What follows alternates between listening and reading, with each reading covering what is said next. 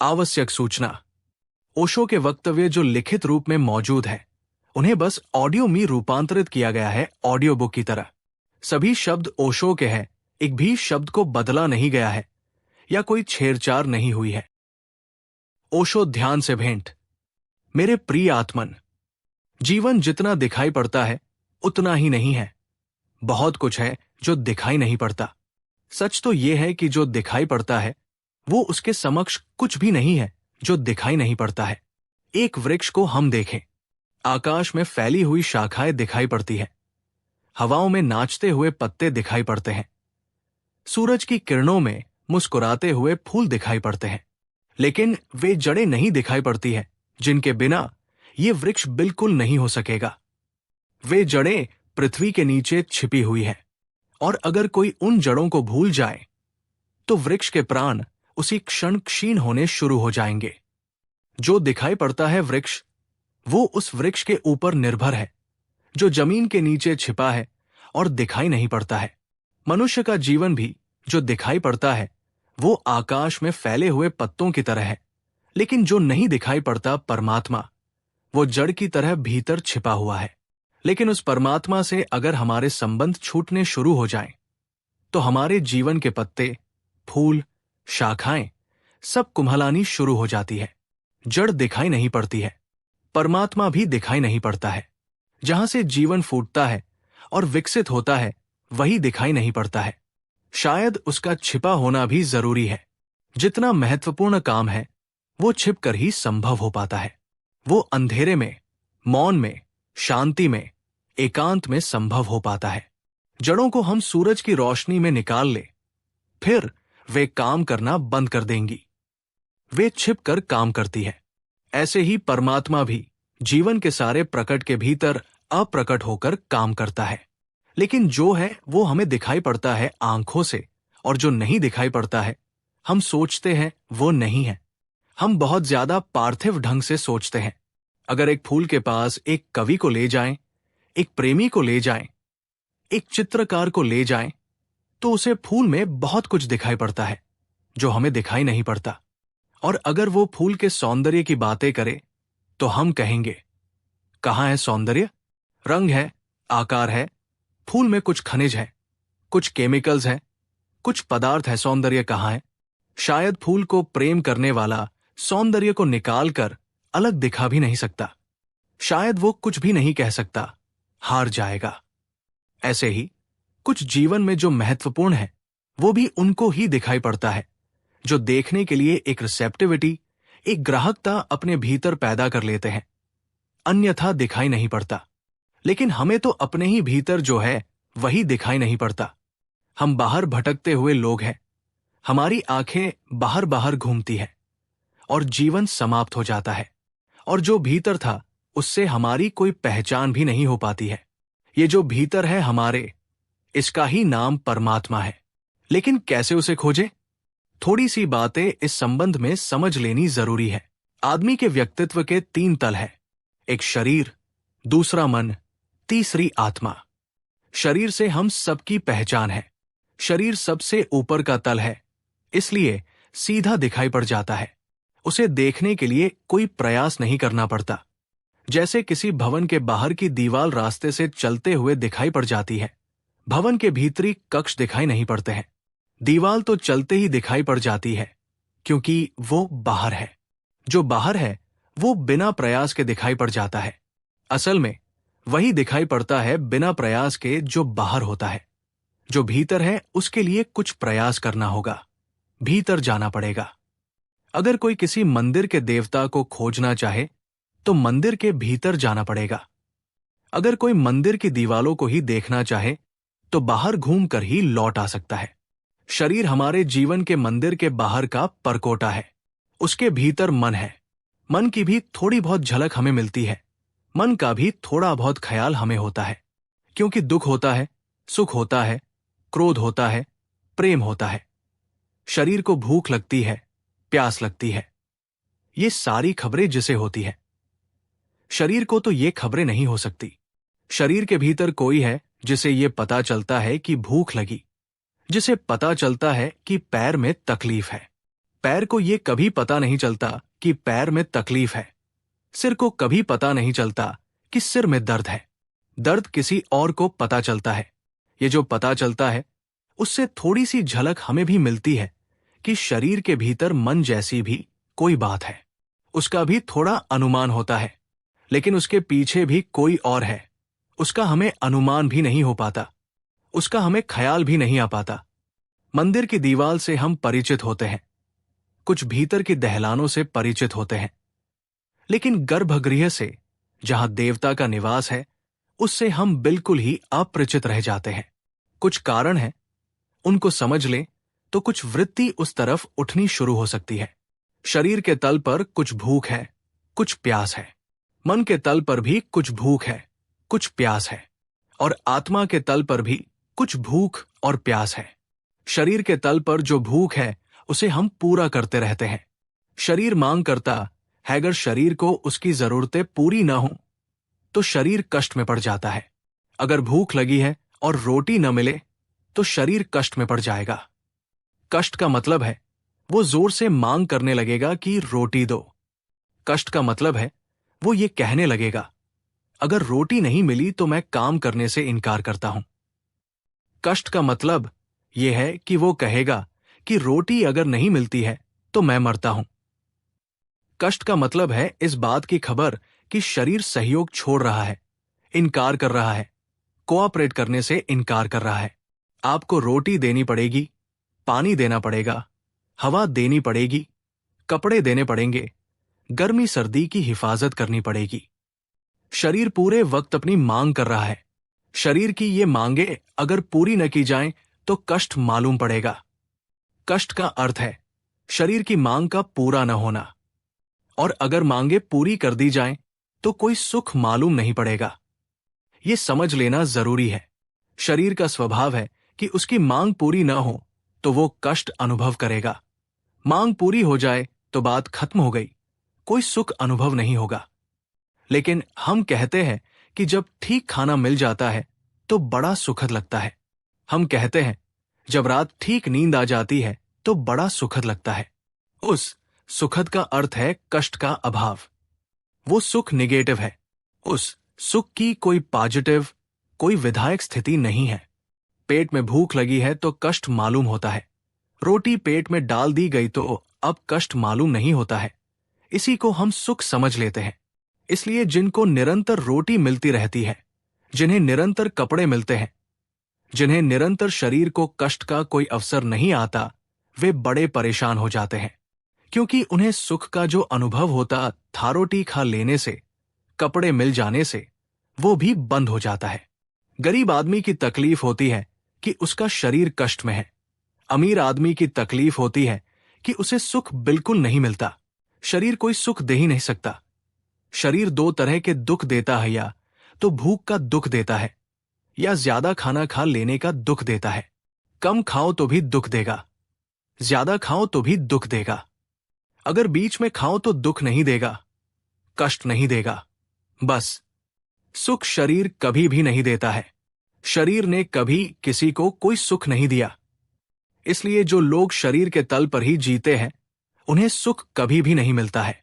हां, उन्हें दो तरह के दुख मिल सकते हैं। गरीब का दुख। गरीब के दुख का मतलब है शरीर की जरूरतें पूरी न होना। या उन्हें दुख मिल सकता है अमीर का दुख। अमीर के दुख का मतलब है जरूरत से ज्यादा चीजों का पूरा हो जाना। कम खा लो तो एक तकलीफ है, ज्यादा खा लो तो एक तकलीफ है। मकान ना हो तो एक तकलीफ है, और बहुत बड़ा मकान हो तो भी एक तकलीफ है। पैसा ना हो तो भी एक तकलीफ है, बहुत पैसा हो जाए तो भी एक तकलीफ है। लेकिन शरीर के तल पर सुख कोई भी नहीं है। शरीर के तल पर सुख का अर्थ है कष्ट का न होना। बस इतना ही अर्थ है। फिर दूसरा तल है मन का। मन की भी जरूरतें हैं, मन की भी मांगे हैं, मन की भी भूख है। संगीत के लिए, साहित्य के लिए, प्रेम के लिए, मित्रता के लिए, कला के लिए मन की भूख है, मन की भी मांग है। शरीर बहुत स्थूल है, इसलिए उसकी जरूरतें स्थूल हैं। पानी, रोटी, मकान। मन सूक्ष्म है, उसकी मांग भी सूक्ष्म है। संगीत, साहित्य, प्रेम, कला। मन के तल पर स्थिति उल्टी है। अगर संगीत न मिले तो कोई दुख न होगा। आदिवासियों ने कभी भी नहीं सुना कोई शास्त्रीय संगीत। इस कारण वे दुखी नहीं है जंगल में कि मुझे शास्त्रीय संगीत सुनाई नहीं पड़ा, तो मैं बहुत दुखी हूं। जो आदमी संस्कृत नहीं जानता उसने कालिदास के अद्भुत ग्रंथ नहीं पढ़े। इस वजह से दुखी नहीं है कि मुझे बड़ा दुख हो रहा है कि मैंने कालिदास के ग्रंथ नहीं पढ़े। जिस आदमी ने रविंद्रनाथ का नाम नहीं सुना और गीतांजलि में कोई डुबकी नहीं लगाई, वो कोई दुख नहीं झेल रहा है। उसे कभी भी ख्याल नहीं आता सोते जागते कि गीतांजलि नहीं पढ़ी तो मैं बड़ा दुखी हूं। मन की बात उल्टी है। मन की जरूरतें पूरी करो तो सुख मिलता है। जरूरतें पूरी न करो तो दुख नहीं मिलता, कष्ट नहीं मिलता। मन की जरूरतें पूरी न हो तो कोई कष्ट नहीं मिलता, जरूरतें पूरी हो तो सुख मिलता है। मन के तल पर कष्ट नहीं होता, सिर्फ सुख होता है। हां, मन के तल पर भी कष्ट मालूम पड़ सकता है। अगर सुख का अभाव रहे तो कष्ट मालूम पड़ सकता है। जिस आदमी ने शास्त्रीय संगीत सुन लिया, उसे अब सुनने को न मिले तो सुख का अभाव उसे कष्ट जैसा मालूम पड़ेगा। मन के तल पर कष्ट निगेटिव है, सुख का अभाव है। शरीर के तल पर सुख निगेटिव है, कष्ट का अभाव है। मन के तल पर सुख मिल सकता है, मन के तल पर कष्ट नहीं मिलता, कष्ट सिर्फ अभाव होता है।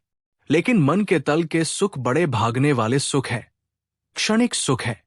कोई आदमी कितनी देर तक संगीत सुन सकता है? कोई आदमी कितनी देर तक काव्य में डूब सकता है? कोई आदमी कितनी देर तक प्रेम कर सकता है? कोई आदमी कितनी देर तक अपने प्रेमी का हाथ अपने हाथ में रख सकता है?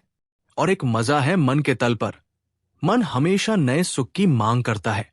अगर एक ही गीत आपने एक बार सुना तो सुखद लगेगा, दूसरी बार सुना तो उतना सुखद नहीं लगेगा, तीसरी बार सुना तो घबराहट होने लगेगी, और 10 बार सुनना पड़े तो आप भागने लगेंगे। और अगर 50 बार जबरदस्ती सुनाया जाए तो आप पागल हो जाएंगे। वही एक गीत, कोई प्रेमी मिलता है, उसे हमने गले से लगा लिया, एक क्षण तक सुख रहेगा, 2-3 क्षण के बाद घबराहट शुरू हो जाएगी। अगर आधा घंटे तक गले से लगाए रखना पड़े तो ऐसा लगेगा कि कोई जहर मिल जाए तो खा लें और मर जाएं। इससे कैसे छुटकारा हो? मन की बड़ी क्षणिक अनुभूति है। थोड़ी ही देर में वो अनुभूति से इनकार करने लगता है। वो कहता है नया और नया और नया। शरीर हमेशा पुराने को मांगता है, मन हमेशा नए को मांगता है। शरीर कहता है कल जो हुआ था वही आज। अगर कल 10 बजे भोजन मिला था तो आज भी 10 बजे भोजन मिलना चाहिए। अगर 10:30 बज गए तो शरीर में तकलीफ शुरू हो जाएगी। शरीर कहता है कल जो खाट मिली थी सोने को वही आज मिलनी चाहिए। शरीर आदत से जीता है, आदत सदा पुरानी होती है, आदत पुनरुक्ति होती है। इसलिए जो आदमी अपने शरीर को एक यंत्रवत ढाल लेता है, उस आदमी का शरीर सबसे कम कष्ट देता है। ठीक वक्त पर उठ आता है, रोज ठीक समय पर सो जाता है, ठीक समय पर खाना खाता है। जो खाना रोज खाता है वही खाता है, कोई गड़बड़ नहीं करता। शरीर यंत्र की तरह है, वो रोज पुराने की पुनरुक्ति मांगता है। अगर शरीर को रोज रोज नया दो, शरीर तकलीफ में पड़ जाता है, शरीर कष्ट में पड़ जाता है। शरीर एडजस्ट नहीं हो पाता नए के लिए। शरीर पुराने की मांग है। इसलिए जो पुरानी दुनिया थी उसमें शरीर बहुत आराम में था, सब बंधा हुआ काम था। नई दुनिया में बड़ी मुश्किल हो गई, सब चीजें रोज बदल जाती है। शरीर को बड़ी तकलीफ हो रही है, इसलिए शरीर बहुत सी बीमारियां अनुभव कर रहा है जो पुरानी दुनिया में उसने कभी अनुभव नहीं की थी। नई बीमारियां, नई तकलीफें शरीर के लिए खड़ी हो गई है, क्योंकि शरीर की सारी व्यवस्था टूट गई है। एक आदमी हवाई जहाज से चलता है। आज सुबह हिंदुस्तान में है, थोड़ी देर बाद पाकिस्तान में है, थोड़ी देर बाद अरब में है, थोड़ी देर बाद यूरोप में है। सब बदल जाता है। दिन भर में 10 मुल्क बदल जाते हैं, 10 तरह का खाना बदल जाता है, 10 तरह की हवा बदल जाती है, 10 तरह के मकानों में सोना पड़ता है, 10 तरह की भाषाएं बदल जाती है, 10 तरह के लोग बदल जाते हैं। शरीर बड़ी मुश्किल में पड़ता है कि ये क्या हो रहा है। शरीर बहुत बेचैन हो जाता है। शरीर बंधा हुआ क्रम चाहता है। शरीर की आकांक्षा पुराने के लिए है। इसलिए जितने शरीरवादी लोग होंगे वे हमेशा पुराने के प्रति उत्सुक और आतुर होंगे। नए के प्रति उनकी कोई आकांक्षा नहीं होगी। लेकिन मन रोज नए की मांग करता है। वो कहता है, रोज नया चाहिए, रोज नया चाहिए। कल जो किताब पढ़ी आज नहीं पढ़नी है। कल जो फिल्म देखी आज नहीं देखनी है। कल जो गीत सुना अब नहीं सुनना है। ये मांग मन की बढ़ती चली जाती है। रोज नया बड़ी मुश्किल हो गई है। मैंने सुना है हवाई द्वीप में उन्होंने हवाना को इस तरह बनाया है कि रात दिन हवाना को बदलने की कोशिश चलती रहती है, उस नगर को। क्योंकि कल जो यात्री आए थे ताकि वे कल फिर आ सकें और वे ये अनुभव न करें कि पुरानी बस्ती में आ गए। अगर एक होटल में आप ठहरते हैं आज जाकर और कल आप फिर उस होटल में ठहरने जाएं, तो आप पाएंगे कि चीजें बहुत कुछ बदल गई है। बोर्ड का रंग बदल गया, कमरों के रंग बदल गए, लाइट बदल गए, खिड़कियां तक दूसरी लगा दी गई है। क्यों? ताकि आप ये न कह सके कि वही होटल फिर। अमेरिका जैसे मुल्कों में जो मन की दुनिया में जी रहे हैं, तीव्र परेशानी है रोज नए को लाने की। इसलिए अमेरिका में इतने जोर का तलाक हैप्ती भी पुराना पसंद नहीं पड़ता, पत्नी भी पुरानी पसंद नहीं पड़ती। हिंदुस्तान में तलाक जैसी बात हमारी कल्पना में नहीं आती। हमने विवाह को शरीर के तल पर बांध रखा है।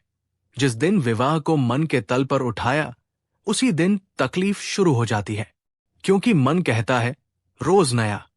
वही पत्नी रोज रोज उबाने वाली, घबराने वाली मालूम पड़ने लगती है। वही पति रोज सुबह दिखाई पड़ता है, वो बहुत घबराने वाला हो जाता है। मैंने सुना है एक अमरीकी अभिनेत्री ने जीवन में 32 विवाह किए और जब उसने 31वां विवाह किया तो 15 दिन बाद पता चला कि ये आदमी एक दफा और उसका पति रह चुका है।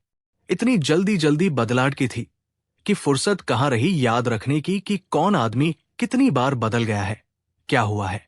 अगर मन के तल पर विवाह को लाया गया तो विवाह टिकने वाला नहीं है। वो क्षण अक्षण में बदलने की मांग वहां भी शुरू हो जाएगी।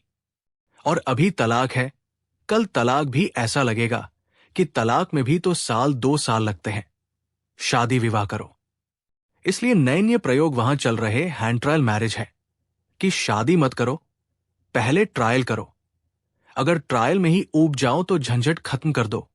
और एक बहुत बड़े आदमी ने, जज लिंडसे ने ट्रायल मैरिज की तारीफ की अमेरिका में और एक बड़ी किताब लिखी कि विवाह मत करो, सिर्फ प्रायोगिक विवाह करो, एक्सपेरिमेंटल करो। फिर जब तुम बिल्कुल पक्का कर लो तब करना। और मैं जानता हूं कि अगर प्रायोगिक विवाह किया जाए तो कोई आदमी कभी पक्का निर्णय लेने की हिम्मत नहीं कर सकेगा। जिंदगी के मरते दम तक वो सोचेगा कि क्या पता झंझट हो जाए, फिर कल बदलना पड़े। प्रयोग चलने दो। मन रोज नए की मांग करेगा। मन के तल पर पुराना घबराने वाला है, नया स्वीकृत। चाहे पुराने से बुरा भी हो, नया होना काफी है। शरीर के तल पर नया चाहे पुराने से अच्छा भी हो तो भी शरीर स्वीकार नहीं करना चाहता। वो इनकार करता है। वो अपनी आदत में जीना चाहता है। मन नए की मांग करता है, चाहे बुरा ही क्यों न हो। मन नए की मांग क्यों करता है? क्योंकि मन एक क्षण में तृप्त हो जाता है, एक क्षण से ज्यादा नहीं मांगता। मन कहता है बस बहुत है। एक क्षण में झलक मिल जाती है, बात खत्म हो जाती है। इसलिए मन के सारे सुख क्षणिक होंगे। मन का कोई सुख शाश्वत नहीं हो सकता, सनातन नहीं हो सकता, सदा रहने वाला नहीं हो सकता। आएगा और जाएगा, आ भी नहीं पाएगा और आप पाएंगे कि वो गया। एक आदमी एक कार खरीदना चाहता है। कितनी रात, कितनी चिंता, कितनी योजनाएं बनाता है, फिर कार खरीदकर घर ले आता है।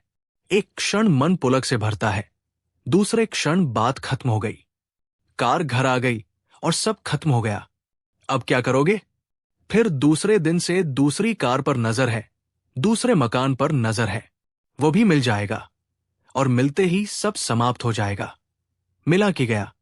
क्योंकि मन एक क्षण से ज्यादा कोई सुख लेने को तैयार नहीं।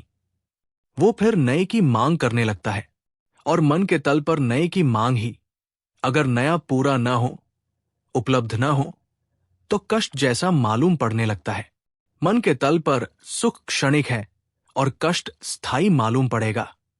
बीच बीच में क्षण भर को सुख मिलेगा, फिर कष्ट स्थिर हो जाएगा। फिर सुख की झलक मिलेगी, फिर कष्ट स्थिर हो जाएगा। जैसे अंधेरी रात में कभी कोई बिजली चमकती हो।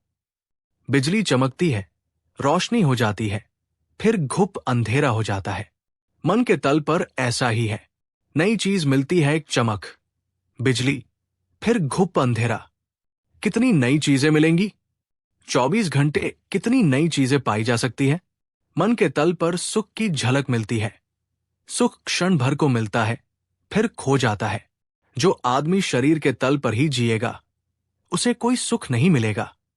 जो आदमी मन के तल पर जिएगा, उसे क्षणिक झलक मिलेगी, लेकिन स्थायी सुख नहीं मिलेगा। तीसरा तल आत्मा का है। आत्मा की भी भूख है। जैसे शरीर की भूख है, मन की भूख है, आत्मा की भी भूख है। जैसे शरीर की प्यास है, मन की प्यास है, ऐसे ही आत्मा की भी प्यास है। आत्मा की भूख या आत्मा के भोजन का नाम ही परमात्मा है या धर्म है। वो जो आत्मा चाहती है, उसकी भी प्यास और भूख है। और आत्मा के तल पर एक मजा है, एक और स्वभाव है। वहां जब तक परमात्मा न मिले, तब तक आदमी की जिंदगी एक बेचैनी होगी, एक अशांति होगी। उसे चाहे पता हो या न पता हो, इस भीतरी भूख का उसकी जिंदगी में एक बेचैनी, भीतर एक रेस्टलेसनेस भीतर सरकती रहेगी। उसे हमेशा ऐसा लगेगा, कुछ खोया हुआ है, कुछ खोया हुआ है, कुछ है जो नहीं मिला है। उसे पता भी नहीं है कि क्या खोया हुआ है, क्योंकि जो मिला ही नहीं है उसके खोने का पता भी कैसे हो सकता है। लेकिन एक अनजान बेचैनी, एक अनजान परेशानी, एक अशांति 24 घंटे। खाना मिल जाएगा, फिर भी उसे लगेगा कुछ है जो खोया हुआ है। मकान बन जाएगा, फिर भी लगेगा बन गया सब, लेकिन कुछ है जो नहीं बना। संगीत सुनने का कहने को सुख मिला, लेकिन फिर भी कुछ है जो छूट गया।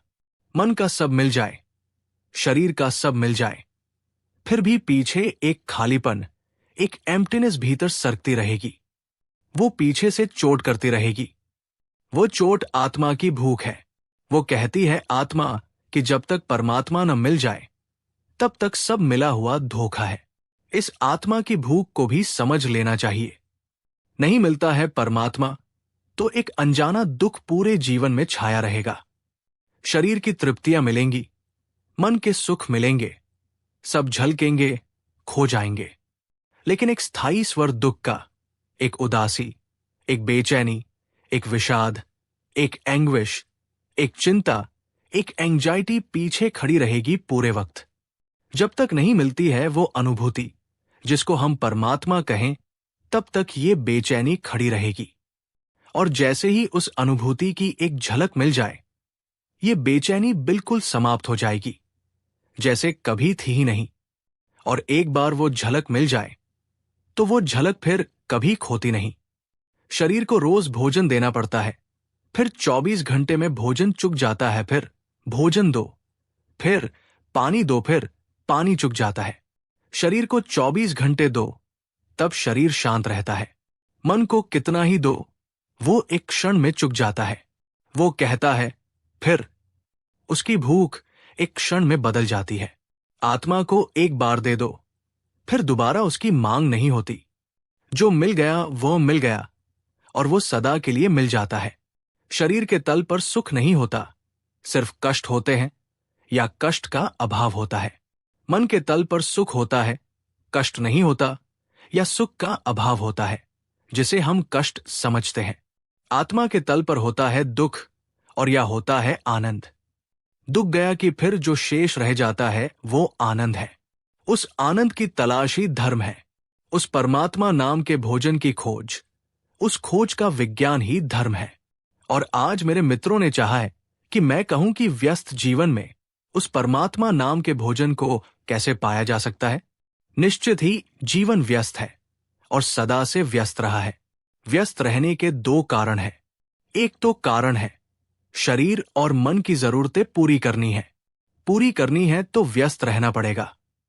जिसको शरीर की ही जरूरतें पूरी करनी है, उसे बहुत व्यस्त नहीं रहना पड़ेगा, क्योंकि शरीर की जरूरतें बड़ी सीमित है। जानवर है, एक शेर है, वो दिन में एक दफा उठता है, जाकर एक शिकार कर लेता है, खा पी कर सो जाता है, उसकी जरूरत खत्म हो गई। फिर दिन भर वो व्यस्त नहीं रहता, भोजन मिल गया, बात खत्म हो गई। जानवर सिर्फ शरीर के तल पर जीता है, उसकी जरूरतें बहुत सीमित है, शरीर की मांग पूरी हो जाती है, बात खत्म हो जाती है। फिर वो ये भी नहीं कहता शरीर की यही जानवर कल खाया था, यही आज खाने लगे, बोर हो गए अब तो। कोई जानवर बोर होता ही नहीं, पता है आपको? कोई जानवर कभी ऊबता नहीं। बॉर्डम जैसी चीज जानवर की दुनिया में नहीं होती, सिर्फ आदमी की दुनिया में होती है, क्योंकि जानवर के पास मन नहीं है। मन बोर होता है, ऊब जाता है। शरीर तो कभी बोर नहीं होता, जो उसे कल मिला है वही दे दो, मजे से प्रसन्न होकर तृप्त हो जाता है, बात खत्म हो जाती है। शरीर तो एक यंत्र है, जैसे हम मोटर में पेट्रोल डाल देते हैं। वो मोटर ये नहीं कहती कि यही पेट्रोल कल डाला था और आज फिर वही डालने लगे। वही स्टोव की दुकान पर फिर खड़े हो गए आकर, आज हमें दूसरा बर्मा तेल चाहिए, या तीसरा हमें इंजन ऑयल चाहिए, अब यही तेल हम नहीं लेंगे। नहीं, मोटर को कोई मतलब नहीं है, मोटर को पेट्रोल चाहिए। शरीर को भी कोई मतलब नहीं है कि आप क्या देते हो, उसकी जरूरत पूरी हो जानी चाहिए, बस। जरूरत पूरी हो गई, बात खत्म हो गई। इसलिए जानवर ज्यादा व्यस्त नहीं है, जानवर बिल्कुल ही व्यस्त नहीं है। एक कुत्ते को देखो, एक बिल्ली को देखो, बिल्ली व्यस्त दिखाई पड़ेगी जब तक चूहा न मिल जाए, फिर उसके बाद बात खत्म हो गई। चूहा मिल गया, फिर बिल्ली शांति से बैठकर पता नहीं ध्यान करती है, सपना देखती है, क्या करती है। लेकिन मेरा ख्याल है कि बिल्ली ध्यान भी तभी करती होगी जब चूहा न मिलता होगा। चूहे का ध्यान करती होगी, बाकी ध्यान भी नहीं करती होगी। मैंने सुना है, एक बिल्ली एक झाड़ के नीचे बैठकर सपना देखती थी। एक कुत्ता पास से निकला और कुत्ते ने पूछा कि देवी, क्या देख रही हो, क्या सपना देख रही हो? तो उस बिल्ली ने कहा, बड़ा आश्चर्य, मैंने सपने में देखा कि वर्षा हो रही है और वर्षा में पानी की जगह चूहे गिर रहे हैं। उस कुत्ते ने कहा, मूर्ख बिल्ली, हमने पुरखों से कभी नहीं सुना, न हमारे शास्त्रों में लिखा हुआ है कि कभी चूहे गिरते हैं। जब भी वर्षा होती है और भगवान खुश होता है तो हड्डियां गिरती है। चूहे कभी सुने हैं? हमने भी सपने देखे हैं, लेकिन हड्डियां गिरती है, चूहे कभी गिरते ही नहीं। ये बात ही गलत है। ठीक कहता है कुत्ता, क्योंकि कुत्ते के सपनों में चूहे क्यों गिरेंगे? कुत्ते के सपने में जब भूख पेट में होती होगी तो हड्डियां ही गिरती होंगी। बिल्ली के सपने में हड्डियां गिरने का क्या कारण है? जब भूख होती होगी तो चूहे गिरते होंगे, लेकिन सपने यही खत्म हो जाते हैं। शरीर से ज्यादा जानवर का व्यक्तित्व नहीं है, और इसीलिए हम ये कह सकते हैं कि जिस आदमी का व्यक्तित्व शरीर पर खत्म हो जाता है, वो आदमी जानवर से ज्यादा नहीं है। उसके और जानवर के बीच बुनियादी फर्क नहीं है। जो आदमी सोचता है कि खाना पीना, कपड़े पहन लेना, बस आ गई समाप्ति, दी एंड आ गया, वो आदमी जानवर के तल पर जी रहा है। उस आदमी की जिंदगी में भी एक तरह का संतोष होगा, क्योंकि जानवर बिल्कुल संतुष्ट मालूम पड़ते हैं। उस आदमी की जिंदगी में एक तरह की निश्चिंतता होगी, जानवर बिल्कुल निश्चिंत मालूम पड़ते हैं। उस तरह के आदमी के जीवन में बहुत चिंता नहीं होगी। जानवरों के जीवन में कोई चिंता नहीं है, लेकिन वो आदमी न तो उन सुखों को जान पाएगा जो मन के हैं, और न उन आनंदों को जान पाएगा जो आत्मा के हैं। इसलिए सुकरात से किसी ने पूछा कि एक असंतुष्ट सुकरात बनने की बजाय एक संतुष्ट सुअर बन जाने में हर्ज क्या है? सुकरात ने कहा कि मैं एक संतुष्ट सुअर बनने की बजाय एक असंतुष्ट सुकरात ही बनना चाहूंगा, क्योंकि संतुष्ट सुअर उन लोकों की यात्रा नहीं कर पाता जिन लोकों की यात्रा असंतुष्ट सुकरात कर सकता है। इसलिए देखा होगा कि न तो जानवर बोर होते हैं, ऊबते हैं, और न जानवर कभी हंसते हैं। किसी जानवर को कभी हंसते हुए देखा? अगर रास्ते पर कोई भैंस हंसती हुई मिल जाए तो फिर जिंदगी भर सो नहीं सकोगे। शहर से भागोगे और सब काम छोड़ दोगे कि मर गए।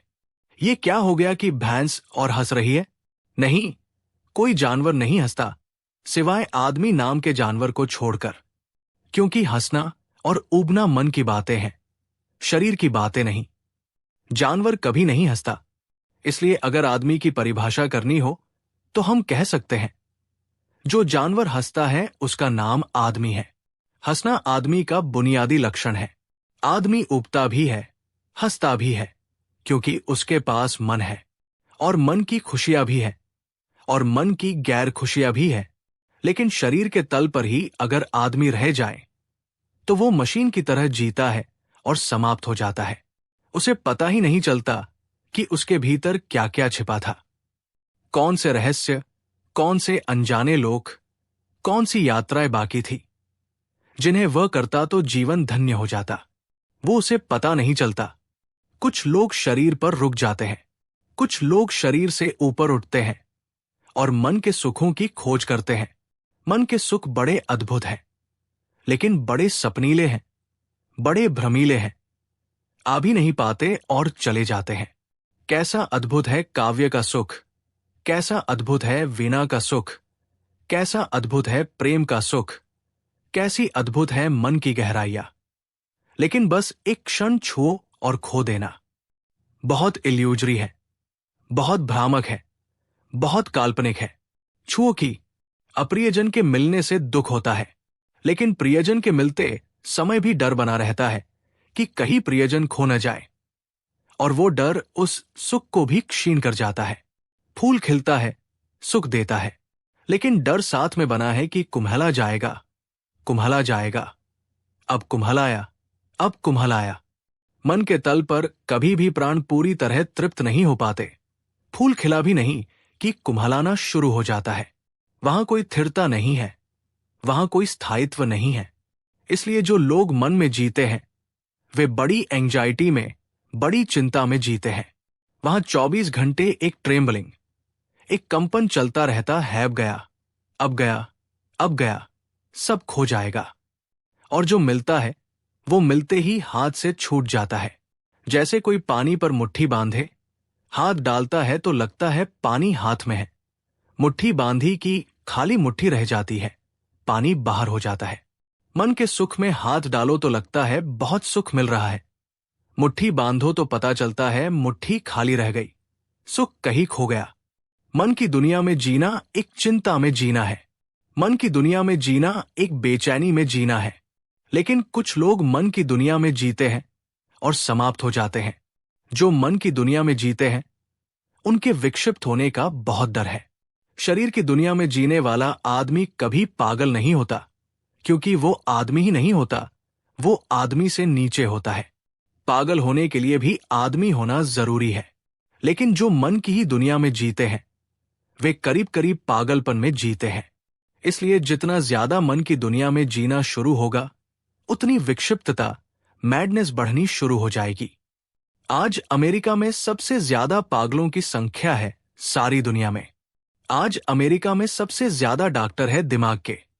क्यों? अमेरिका बहुत तेजी से मन में जी रहा है। एक आदिवासी गांव में जाओ, बस्तर के किसी पहाड़ी में छिपे हुए गांव में, वहां पागल आदमी नहीं है, क्योंकि वो आदमी अभी आदमी के तल पर भी खड़े होकर नहीं जी रहा है। अभी वो संक्रमण से, ट्रांजिशन से नहीं गुजर रहा है, जहां से गुजरने में तकलीफ होगी। अगर रुक जाएगा तो तकलीफ बहुत होगी, अगर आगे बढ़ जाएगा तो बड़े सुख का लोक है। आदमी एक ट्रांजिशन हैप्शु से परमात्मा की तरफ। या तो पशु रहो तो एक तरह की शांति रहेगी, या परमात्मा हो जाओ तो एक तरह की शांति होगी। लेकिन पशु होने की शांति अज्ञान की शांति है, मरे हुए आदमी की शांति है। परमात्मा होने की शांति जीवन की शांति है।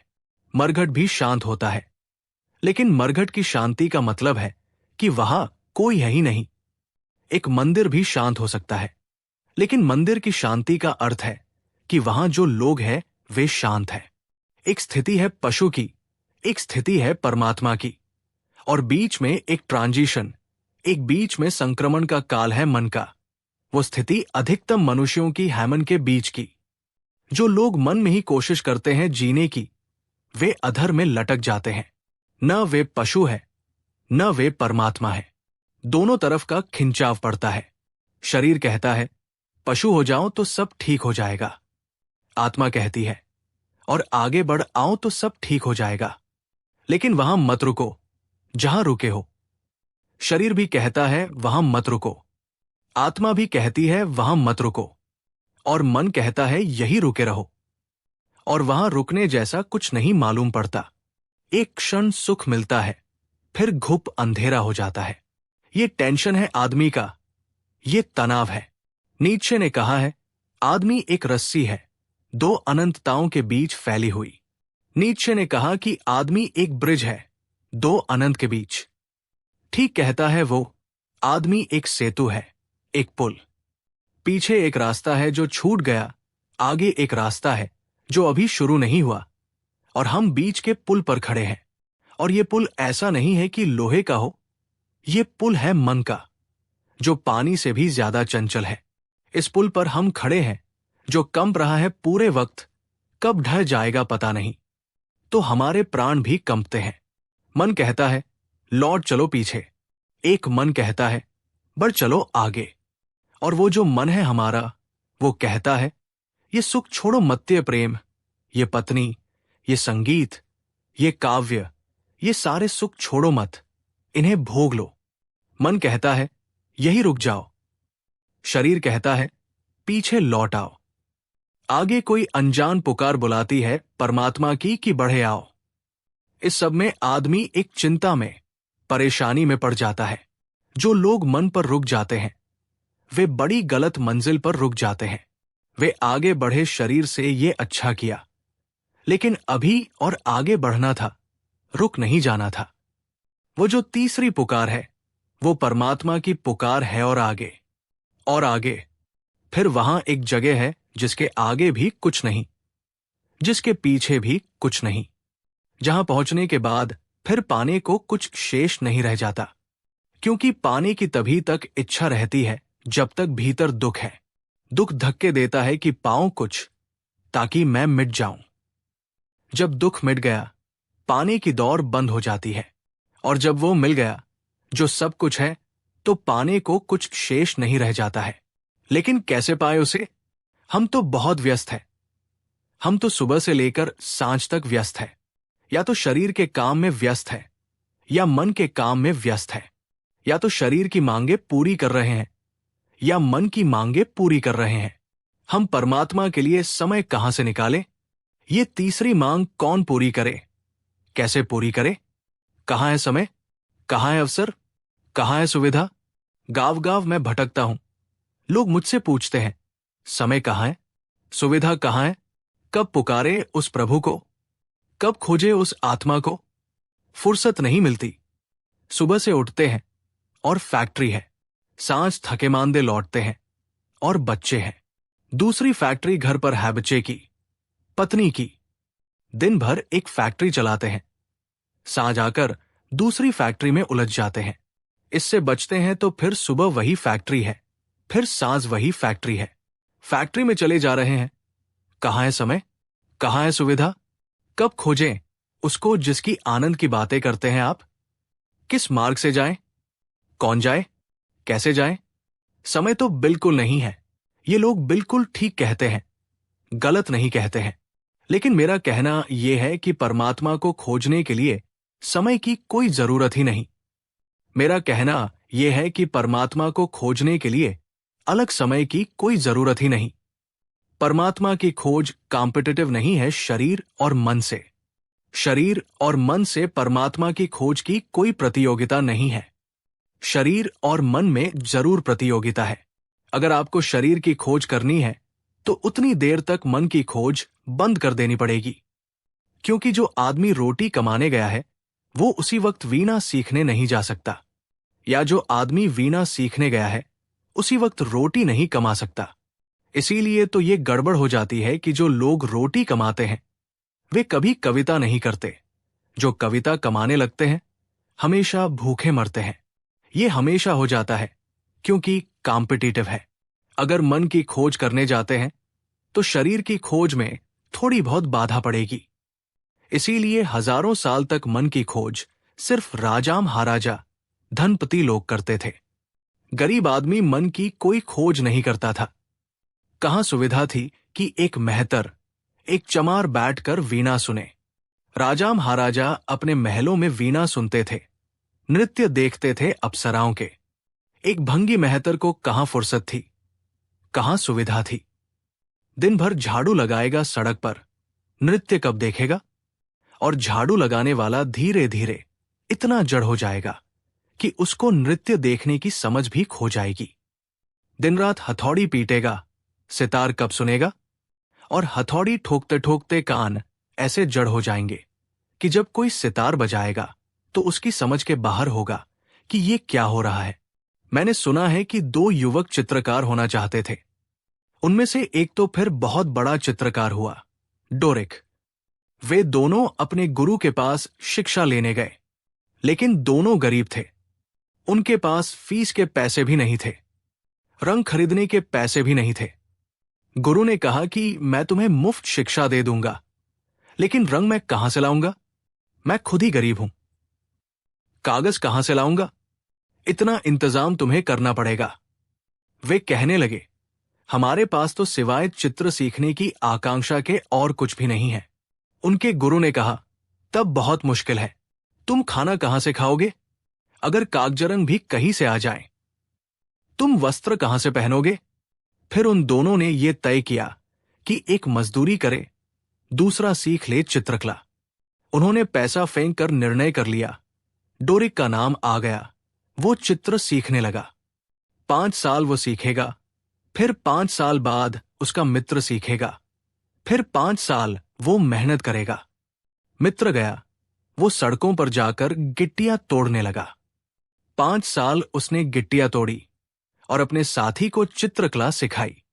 5 साल बाद उसके मित्र ने उसके पैर पकड़ लिए, आंसुओं से उसके पैर धो डाले और कहा कि तू अद्भुत है। तूने एक बार भी ये न कहा कि मैं गिट्टी तोड़ रहा हूं। अब तू जा। उस मित्र ने कहा कि अब मेरा जाना बहुत मुश्किल है। ये हाथ और ये अंगुलियां पत्थर जैसी हो गई है। अब ये पकड़कर ब्रश को, तुलिका को शायद ही चित्र बना सके। लेकिन कोई हर्ज नहीं, तू चित्र बनाने लगा। चित्र बनने चाहिए। मेरा भी हाथ तो है उन चित्रों में। हालांकि मैंने चित्र नहीं बनाए, गिट्टी ही तोड़ी। लेकिन मित्र बहुत रोने लगा कि ये तो बहुत दुर्भाग्य हो गया। तू गुरु के पास चल। गुरु ने भी उसके हाथ देखकर कहा कि ये हाथ तो इतने कड़े हो गए कि अब इन हाथों से तुलिका के सूक्ष्म अंक नहीं निर्मित किए जा सकते हैं। सूक्ष्म इनके कंपन खत्म हो गए। या तो गिट्टी तोड़ लो या तुलिका पकड़ लो, वहां प्रतियोगिता है। इसलिए दुनिया में मन की आकांक्षा थोड़े से लोगों की पूरी हुई, कोई अशोक, कोई अकबर, कोई पीटर महान, कोई एलिजाबेथ, इस तरह के लोगों के कुछ सुख पूरे हुए मन के। आम आदमी शरीर के लिए ही गिट्टियां तोड़ता रहा है। और ये ठीक भी है। आदमी को लगता है कि या तो ये कर लो या वो कर लो। भूख हो घर में, वीणा कैसे बजेगी? प्यास हो घर में, बीमारी हो घर में, चित्र कैसे बनेगा? नहीं, ये नहीं हो सकता। इन दोनों में प्रतियोगिता है। इसी प्रतियोगिता के कारण आदमी पूछने लगता है कि परमात्मा को कहां खोजेंगे, कब खोजेंगे, समय कहां है। मन के सुख ही नहीं खोज पाते, आत्मा का आनंद कहां खोजेंगे? यही मुझे कुछ कहना है, और वो मुझे ये कहना है, आत्मा की कोई प्रतियोगिता शरीर और मन से नहीं है। आत्मा की खोज के लिए अलग से समय निकालने की कोई जरूरत नहीं है। लेकिन समझे कि इस कमरे में हम 1000 कुर्सियां लाकर रख दें, सारी जगह भर जाए, और फिर हमसे कोई कहे कि एक कुर्सी और रखनी है, तो हम कहेंगे लेकिन जगह नहीं है। ये कुर्सी हम कहां रखें? जगह नहीं है, सब भर गई जगह। अब जगह नहीं है यहां और कुर्सी रखने की। लेकिन समझो कि 1000 दिए इस कमरे में जलते हों, और कोई आदमी हमसे कहे कि एक दिया और जलाना है, तो क्या हम ये कहेंगे कि अब रोशनी भर गई यहां? अब और रोशनी इस कमरे में नहीं भरी जा सकती, क्योंकि रोशनी कॉम्पिटिटिव नहीं है। एक दिए की रोशनी जगह घेर ले तो ऐसा नहीं है कि अब दूसरी रोशनी को जगह घेरने के लिए न बचे। उसी जगह में वो रोशनी भी समा जाएगी। तीसरे दिए की रोशनी भी समा जाएगी, चौथे दिए की भी समा जाएगी। ऐसा नहीं है कि रोशनी जगह घेरती हो। कितने ही दियों की रोशनी, हां, यह हो सकता है कि दिए जगह घेर ले, लेकिन रोशनी जगह नहीं घेरती। कितनी ही रोशनी इस कमरे में भरी जा सकती है। एक छोटा सा दिया भी इस कमरे को रोशन कर सकता है। हजारों दियों की रोशनी भी इस कमरे को रोशन कर सकती है, लेकिन रोशनी एक दूसरी रोशनी से टकराती नहीं। हमने केवल शरीर और मन की ही आकांक्षाएं जानी है, जो कि टकराती है। हमें आत्मा की आकांक्षा का कोई पता नहीं, जो टकराती ही नहीं।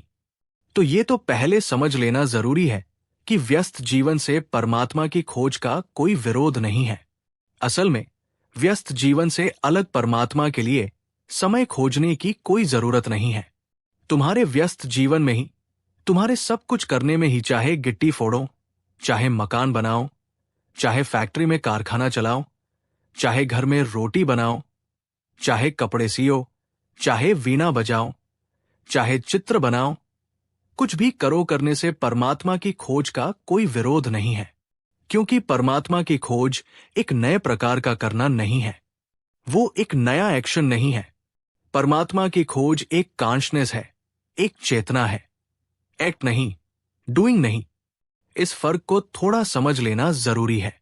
एक आदमी गिट्टी तोड़ रहा है, एक आदमी वीणा बजा रहा है। उन दो में से कोई एक ही काम एक समय में किया जा सकता है। लेकिन मेरा कहना यह है, आदमी गिट्टी तोड़े और गिट्टी तोड़ते समय में ऐसी चेतना निर्मित कर सकता है कि परमात्मा की खोज जारी रहे। गिट्टी भी टूटे और परमात्मा की खोज जारी रहे। वीणा बजाए, वीणा भी बजे और परमात्मा की खोज जारी रहे। और बड़े मजे की बात है कि जिस दिन गिट्टी तोड़ने के साथ परमात्मा की खोज जारी होती है, उस दिन गिट्टी पहले से ज्यादा कुशलता से टूटती है, क्योंकि परमात्मा की खोज के साथ ही सारे प्राण शांति, सारे प्राण आनंद से भरने शुरू हो जाते हैं। सारे प्राण एक नए संगीत से आंदोलित होने लगते हैं। एक मंदिर बन रहा था। एक कवि उस मंदिर के पास से गुजर रहा था। एक पत्थर तोड़ते मजदूर से उसने पूछा कि मेरे दोस्त, तुम क्या कर रहे हो? उस आदमी ने क्रोध से भरी आंखें ऊपर उठाईं और कहा, अंधे हो? दिखाई नहीं पड़ता कि मैं क्या कर रहा हूं? पत्थर तोड़ रहा हूं। वो पूछने वाला कवि तो घबरा गया, वो तो डर गया। उसके पूछने में कुछ ऐसी बात तो न थी कि इतना क्रोध जाहिर किया जाए। लेकिन जिनके भीतर क्रोध भरा हो, वे कोई भी मौके बेमौके क्रोध को निकालते रहते हैं। इससे कोई संबंध नहीं कि क्रोध का मौका है या नहीं।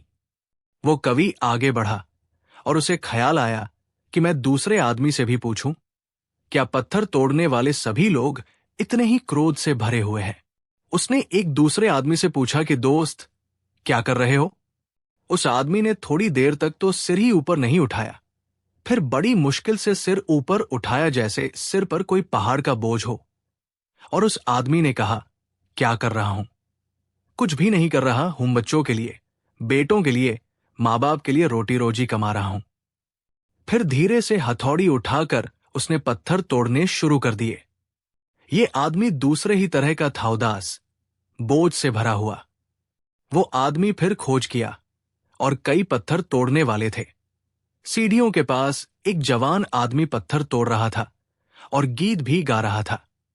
वो उसके पास गया, उससे पूछा कि दोस्त, क्या कर रहे हो? वो आदमी खड़ा हो गया और कहा, क्या कर रहा हूं?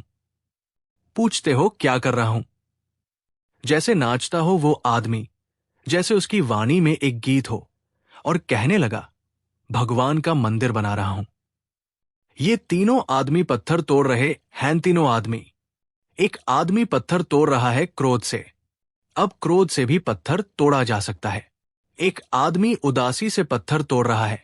उदासी से भी पत्थर तोड़ा जा सकता है। एक आदमी आनंद से पत्थर तोड़ रहा है। आनंद से भी पत्थर तोड़ा जा सकता है। और न क्रोध बाधा बनता है, न उदासी, न आनंद। इनका कोई कंपटीशन पत्थर तोड़ने से नहीं है। इनकी कोई प्रतियोगिता पत्थर तोड़ने से नहीं है। वो आदमी ये नहीं कह सकता कि मैं पत्थर तोड़ रहा हूं तो मैं क्रोध कैसे करूं। वो आदमी ये नहीं कह सकता दूसरा आदमी, मैं इस वक्त पत्थर तोड़ रहा हूं, उदास कैसे हो जाऊं। वो तीसरा आदमी ये नहीं कह सकता कि इस वक्त मैं पत्थर तोड़ रहा हूं, गीत कैसे गुनगुनाऊं, इस वक्त आनंदित कैसे हो जाऊं। नहीं, पत्थर तोड़ने से आनंद का कोई विरोध नहीं है। इससे मैं क्या समझाना चाहता हूं? इससे मैं ये समझाना चाहता हूं कि ध्यान का हमारे काम से कोई विरोध नहीं है। हम जिस काम को भी ध्यानपूर्वक करें, वही काम परमात्मा की तरफ ले जाने का मार्ग बन जाता है। जिस काम को भी व्यक्ति माइंडफुली, मेडिटेटिवली, ध्यानपूर्वक कर सके, वही काम परमात्मा का द्वार बन जाता है। इसलिए व्यस्त जीवन से परमात्मा का कोई विरोध नहीं है। व्यस्त जीवन से आत्मा की खोज का कोई विरोध नहीं है। मेडिटेटिवली, ध्यानपूर्वक हम काम कैसे करें? अभी हम जो काम करते हैं वो ध्यानपूर्वक बिल्कुल नहीं है, और लोगों से हम पूछते फिरते हैं कि हम ध्यान कैसे करें, कब करें। हमारे घर में तो जगह नहीं है जहां हम ध्यान करें। जगह किसी घर में नहीं है। बच्चों की वजह से जगह घर में हो ही कैसे सकती है। बच्चे इतने पैदा होते चले जाते हैं कि सब घर छोटे होते चले जाते हैं। जगह कहाँ है? जगह कहीं भी नहीं है। शोरगुल इतना है, मुश्किल इतनी है, कहां बैठ जाएं? कहां ध्यान करें? वे गलत प्रश्न पूछते हैं। ये सवाल नहीं है पूछने का कि कहां हम ध्यान करें। सवाल ये है कैसे हम ध्यान करें। ये सवाल जगह का नहीं है, ये सवाल समय का नहीं है। लोग पूछते हैं कब हम ध्यान करें, सुबह की रात? ये भी सवाल गलत है। वेयर, कहां, व्हेन, कब? ये दोनों प्रश्न गलत है। सवाल सिर्फ एक है, हो कैसे? कैसे हम ध्यान करें? क्योंकि ध्यान का संबंध न समय से है और न स्थान से है, न टाइम से है, न स्पेस से है। ध्यान का संबंध एटीट्यूड से है, वृत्ति से है, भाव से है।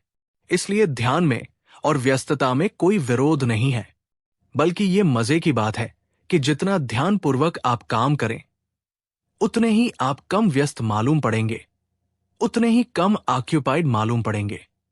गांधी जैसे आदमी जो ध्यानपूर्वक जीते हैं, हम सारे लोगों से बहुत ज्यादा काम करते हैं और कभी ये चीख पुकार नहीं मचाते कि मेरे पास समय नहीं है। गांधी ने इतना काम किया कि शायद पृथ्वी पर किसी दूसरे आदमी ने कभी नहीं किया होगा। इन 50 वर्षों में तो दुनिया में किसी आदमी ने इतना काम नहीं किया। लेकिन इस आदमी को परमात्मा की खोज में कोई बाधा नहीं पड़ती। ये ऐसे ऐसे छोटे काम भी करने को तैयार है जिसकी हम कल्पना भी नहीं कर सकते। हम सोच ही नहीं सकते कि महापुरुष और ऐसे काम करेंगे। अगर मां कस्तूरबा सब्जी बना रही है तो गांधी जी बैठकर सब्जी बनवाने लगेंगे। अब महात्माओं को यह शोभा नहीं देता। हमारे मुल्क के महात्मा ये कभी नहीं करते रहे, लेकिन गांधी अद्भुत आदमी है। गांधी जी बैठकर समझाने लगेंगे कस्तूरबा को कि सब्जी कैसे बनानी चाहिए। तो टमाटर काट रही है, गलत काट रही है। बा ने कहा, हद हो गई, जिंदगी मुझे टमाटर काटते हो गई, तुम टमाटर के बाबत क्या जानते हो। गांधी ने कहा, तू टमाटर बिल्कुल गैरध्यानपूर्वक काटती है। कस्तूरबा ने कहा, मतलब क्या है? गांधी ने कहा, ये टमाटर देख, जहां जुड़ा होता है अपने पौधे से, उस छोटी सी जगह में अक्सर छोटे छोटे कीड़े बैठे रहते हैं। गांधी ने कहा कि तू चाकू उठाकर वहीं से काट देती है। कीड़े मर जाते होंगे, तेरा काटना ध्यानपूर्वक नहीं है। मैंने तुझे दूर से देखा कि तू ये टमाटर अधार्मिक ढंग से काट रही है, तो मैं तेरे पास आया बताने। पहले उस हिस्से को जहां से कि टमाटर पौधे से जुड़ा होता है अलग कर दो, आड़ा काटो, सीधा मत काटो। तो ये प्रार्थना पूर्वक काटना हो गया। अब टमाटर काटने में प्रार्थना में विरोध नहीं है। टमाटर प्रार्थना पूर्वक, ध्यानपूर्वक काटा जा सकता है, और तब टमाटर भी कटेगा और परमात्मा की खोज जारी रहेगी। गांधी के पास एक युवक आया और उसने कहा, मैं सूत काटता हूं और मेरा सूत बार बार टूट जाता है। गांधी ने जो बात कही वो समझ लेने योग्य है। उन्होंने कहा, तुम सूत ध्यानपूर्वक नहीं काटते होगे, मैं ध्यानपूर्वक सूत काटता हूं। युवक ने कहा, सूत से और ध्यान का क्या वास्ता है? गांधी ने कहा, जब मैं सूत काटता हूं तो सिर्फ सूत काटता हूं। मेरे भीतर सिवाय सूत काटने के और कुछ नहीं रहता है। मेरा हाथ उठता है पोनी के साथ, मेरा मन भी पोनी के साथ ऊपर जाता है। मेरा हाथ नीचे आता है तकुए पर, मेरा मन भी तकुए पर आ जाता है। मेरे भीतर बस सूत ही कतता है और सब बंद हो जाता है। फिर सूत नहीं टूटता, और सूत तू काटता होगा और तेरा मन कहीं और भागता होगा, टाकीज में पहुंच जाता होगा और सूत टूट जाता है। उस युवक ने देखा और ये सच पाया कि सूत तभी टूटता है जब मन कहीं और चला जाता है। ध्यान का अर्थ है हम जो कर रहे हैं पूरे मनपूर्वक माइंडफुली करें। हम पूरे रूप से वहां मौजूद हो जो कुछ हम कर रहे हैं। खाना खा रहे हो तो हम पूरे वहां मौजूद हो। हम खाना ही खा रहे हो और कुछ न हो। फैक्ट्री में काम कर रहे हो, कार चला रहे हो, हथौड़े ठोक रहे हो, जो भी कर रहे होम वो पूरे मनपूर्वक करें। इतने मनपूर्वक कि वही काम रह जाए हमारी चेतना में और सब चीजें हट जाएं। कॉन्शनेस का जो फोकस है, जैसे एक आदमी बैटरी लेकर कमरे में आ रहा हो तो कमरा बहुत बड़ा है, उसे खिड़की देखनी है तो अपनी बैटरी का खिड़की पर फोकस लगा देता है। खिड़की भर दिखाई पड़ती है, सारा मकान अंधकार से भर जाता है। चेतना भी एक प्रकाश है, चेतना का भी फोकस होता है। हम करते कुछ है, चेतना का फोकस कहीं और होता है। तब हमारा व्यक्तित्व कभी भी आत्मा तक नहीं पहुंच सकता। आत्मा तक पहुंचने का सरल सूत्र जो हम कर रहे हों उस करने पर पूरी तरह हो। क्या होगा उससे? उससे एक अद्भुत घटना घटती है जिसका हमें पता नहीं। जो आदमी वर्तमान के क्षण में पूरी तरह मौजूद हो जाता है वो आदमी अपने भीतर प्रविष्ट हो जाता है। क्यों? क्योंकि वर्तमान का क्षण ही अपने में प्रवेश का द्वार है। न तो अतीत का कोई अस्तित्व है, न ही भविष्य का अस्तित्व है। जो क्षण मौजूद है वही है। अभी आप मुझे सुन रहे हैं, आप ऐसा भी सुन सकते हैं कि बस बैठे ही हो और हो कहीं और यह भी हो सकता है कि मैं बोल रहा हूं लेकिन यहां बिल्कुल नहीं हूं। जब सुनते समय न कोई पीछे हो और न कोई आगे हो, मात्र बोलना और सुनना ही हो, और मात्र यही क्षण हो, तो आप ध्यानपूर्वक सुन रहे हैं। और इस तरह ध्यानपूर्वक कोई भी क्रिया करने से आदमी धीरे धीरे शांत हो जाता है। इतना शांत हो जाता है फिर कि उसी शांति से भीतर डूबना शुरू हो जाता है। जिस दिन परिपूर्ण शांत होता है उसी दिन स्वयं से मिलन हो जाता है। वो आत्मा है, वो जो स्वयं से मिलन है, उसे जानते ही जीवन से सारा दुख विलीन हो जाता है। आनंद की अनंत वर्षा हो जाती है। उस वर्षा का ही अनुभव परमात्मा का अनुभव है। परमात्मा को पाने के लिए व्यस्त जीवन में कोई विरोध नहीं है। समय की जरूरत नहीं, जरूरत है संकल्प की। व्यस्त जीवन किसी को भी नहीं रोकता। इसलिए इस भ्रम में मत रहना कि मैं बहुत उलझा हूं, तो अगर मरने पर कहीं कोई परमात्मा हुआ और पूछने लगा तो कह दूंगा कि मुझे फुर्सत कहां थी। इस भ्रम में मत रहना, क्योंकि परमात्मा को पाने के लिए समय की जरूरत नहीं, संकल्प की जरूरत है।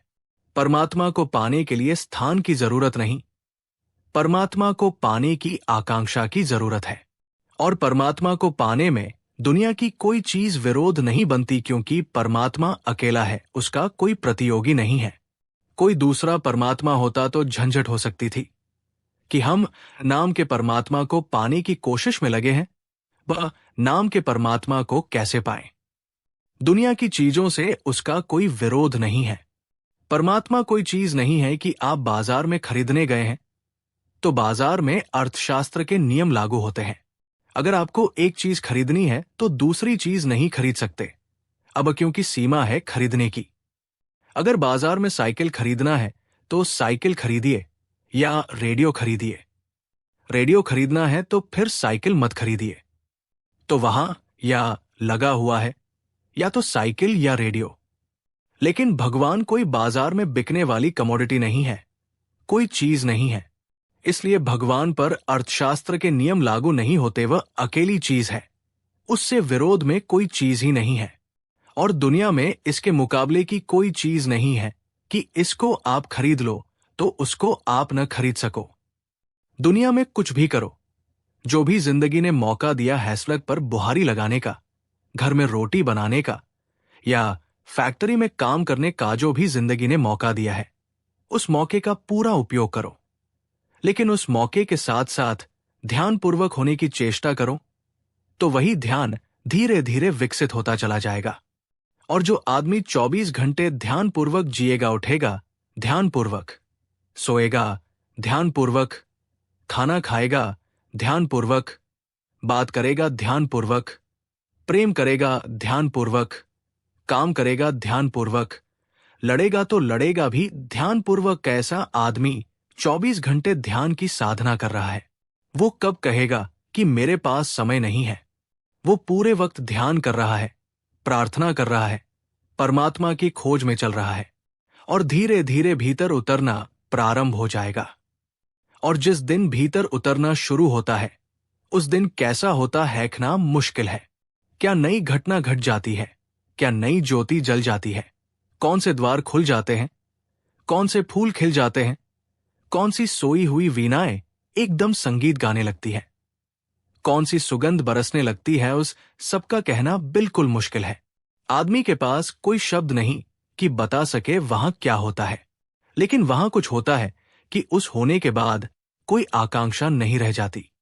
वहां कुछ होता है कि उसे पा लेने के बाद पा लेने की फिर कोई दौड़ नहीं रह जाती। वहां कुछ होता है कि उसे पा लेने के बाद हाथ जुड़ जाते हैं आकाश की तरफ धन्यवाद में। वहां कुछ होता है कि सिर झुक जाता है पृथ्वी पर किसी अज्ञात चरणों में। वहां कुछ होता है कि कृतज्ञता भर जाती है प्राणों में। लेकिन कभी भूल कर मत कहना कि मैं व्यस्त हूं, इसलिए उसे कैसे खोजूं? ये बात ही गलत है। ये प्रश्न, ये दृष्टि धोखे की है। ये अपने आप को स्वयं से बचा लेने की तरकीब है। कबीर कपड़ा बुनता रहा और परमात्मा को पा लिया। उसने नहीं कहा कि मैं कपड़ा बुन रहा हूं। परमात्मा को कैसे खोजूं? कबीर धुन अधुन कपड़ा बुनता रहा और परमात्मा को पा गया। गोरा कुम्हार मटका बनाता रहा। उसने नहीं कहा कि मटके ठहरोया तो मैं परमात्मा को बनाऊं या तुमको बनाऊं। वो मिट्टी रौंदता मटका बनाता रहा। लोगों ने उससे कहा भी कि ये कहां का धंधा चुन रखा है, इसमें परमात्मा को खो दोगे। तो वो हंसने लगा। उसने कहा कि परमात्मा के लिए ही मटके बना रहा हूं। कबीर को लोगों ने कहा कि बंद करो ये जुलाहागिरी, अब बहुत हो गया कपड़ा बनाना। अरे परमात्मा की खोज में इसको कहां लगाए हुए हो? वो कहने लगे कि मैं तो राम के लिए ही कपड़े बुनता हूं, उनके लिए ही कपड़े बुन रहा हूं, वही उनके ही ध्यान में सब चल रहा है। नहीं, किसी को छोड़कर जिंदगी को भागने की जरूरत नहीं है। जो भाग जाते हैं वे गलती में है। जिंदगी में ही परमात्मा उपलब्ध हो सकता है, लेकिन उसे उपलब्ध करने की दृष्टि चाहिए, भाव चाहिए। और मैं पुनः कहता हूं कि जीवन के बीच ही परमात्मा को पाना है, अलग कहीं पाने नहीं जाना है।